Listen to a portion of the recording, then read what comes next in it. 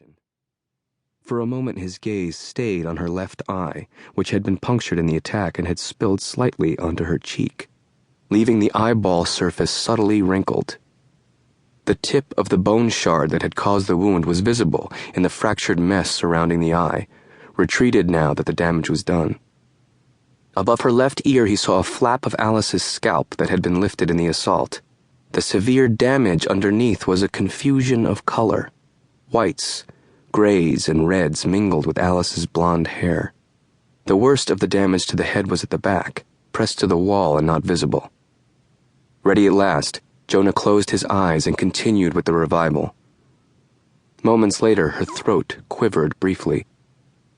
A dozen more seconds passed, and then he had her. "She's here," he said. The corpse inhaled, an unpleasant wet rasping coming from the chest.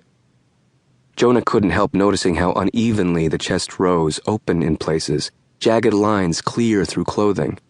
Low cracks of bone and gristle were audible under the groan of air entering the dead woman's lungs.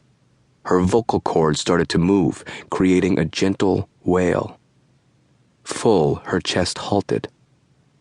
"My name is Jonah Miller. Can you tell me who you are?"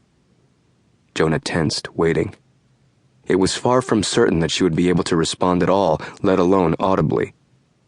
A low sigh rose from her, the grim bubbling from her lungs distressingly loud in comparison. Then a word formed. "Yes," she said. "Alice." To the cameras her voice was a whisper, monotone and distant.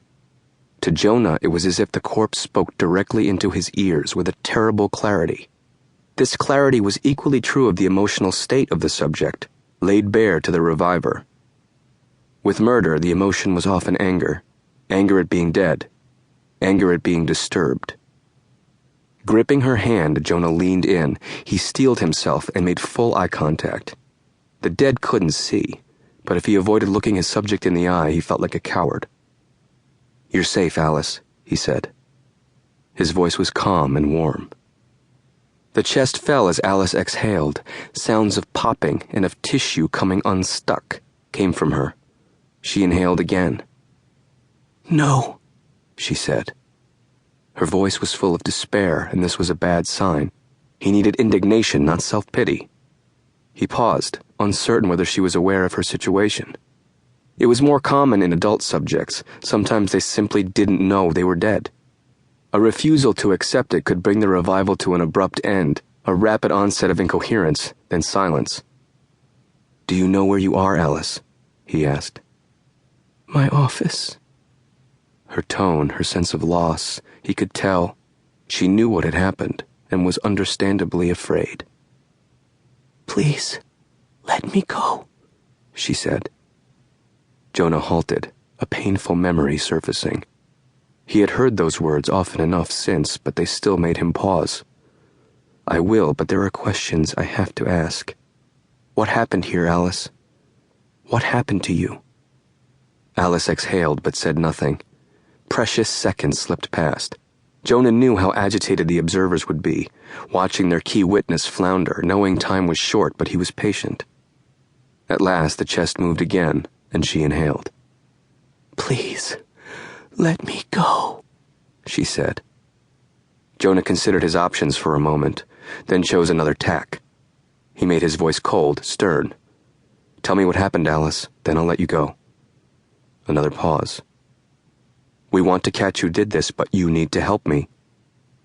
Still no reply. He decided to risk scolding her. "Don't you care what's been done to you?" He sensed anger forming, outrage congealing from her despair. "I was alone," she said. "The building was empty. I was working. The door opened." She inhaled, then paused. With each breath she took, with each pause she had now, there was a risk of it being a final silence. He needed her to keep talking, her breath's momentary delays. Time was running out. Yet he had to take care, not push too hard. He waited a few seconds before prompting. "What time was it?" 11, just after. I asked him what he was doing here. "Who was it, Alice?" He said George.